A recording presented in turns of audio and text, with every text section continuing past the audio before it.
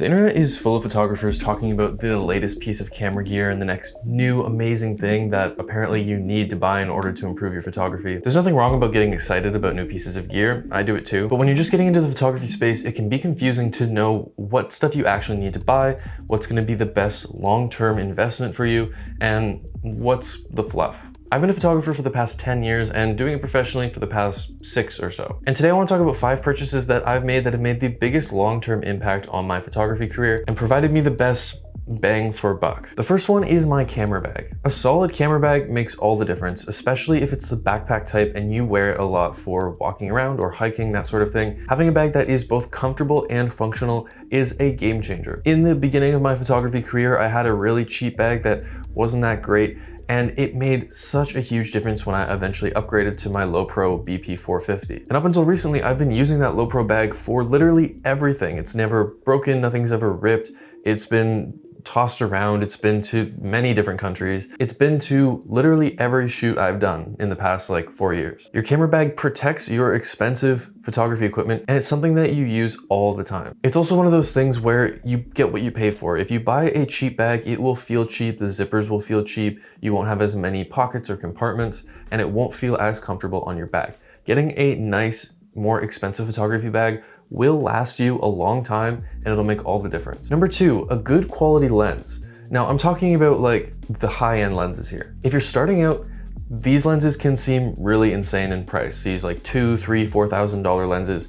It's a lot, I know. And I'm not saying you need to buy these lenses to get good photos. You can get amazing results with cheap lenses like the Nifty 50. But if you're talking about gear that will last a very long time before it needs to be replaced or upgraded or anything like that, high quality lenses are the way to go for sure. Lens technology doesn't change nearly as often as camera technology, so when you buy a lens, it's gonna hold its value a lot better, and it's gonna last you a lot longer before your camera body is too high quality for it. Look at the Canon EF lenses. Some of these lenses are 15 years old now, and people still use them on their cinema rigs or photography setups because they're still really sharp, high quality glass. Number 3, a solid tripod, or in my case, a solid travel tripod. Depending on what you're doing, you can go with a bigger, bulkier tripod, but for me, the versatility of a travel tripod is really important. When I fly somewhere for a shoot or I go hiking somewhere for a shoot, I want to bring a tripod with me and I don't want a lot of weight. So a lightweight carbon fiber sturdy tripod is really important. Similar to the camera bag, your tripod is responsible for holding up your expensive camera gear. So it's not something you want to cheap out on that will break or tip over really easily, because the last thing you want is your camera falling off and hitting the ground because you bought a cheap tripod. When it comes to the tripod's materials and how much it weighs,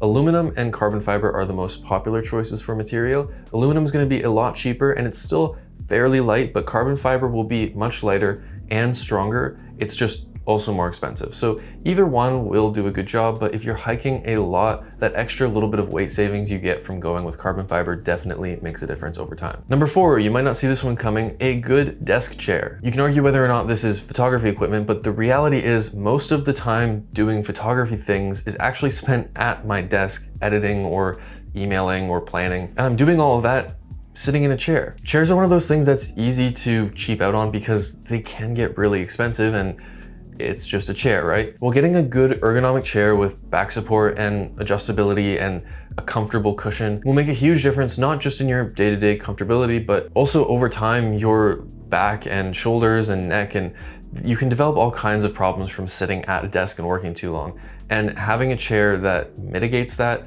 can actually make a really big difference in your health over the years. Not to mention, again, a high quality desk chair will last a long time, where if you buy a cheaper chair, it might break quicker. A good, solid, high quality chair, I bet you can get at least 10 years out of. And number 5, lighting equipment and lighting modifiers. Lighting is one of those things where if you get a good light with a good lighting modifier, it'll last you through all of your cameras, all of your upgrades, whatever, because it's just good. And the nice thing about lights is that it really scales to your budget.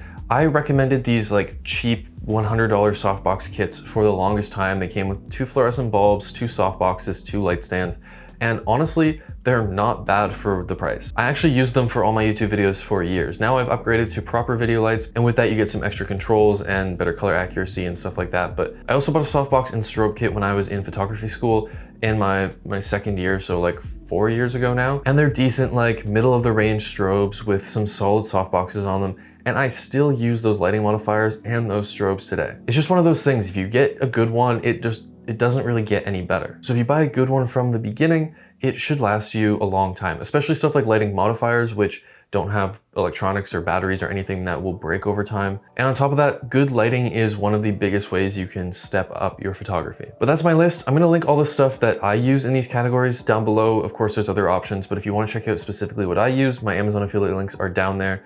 They are affiliate links, so if you wanna support the channel, it's a great way to do it if you're gonna buy one of these things anyways. It's no extra cost to you. And if you like this video, hit the like button, subscribe if you wanna see more stuff like this. I have some cool stuff coming up, so stay tuned. But thank you guys for watching. I will catch you in the next one.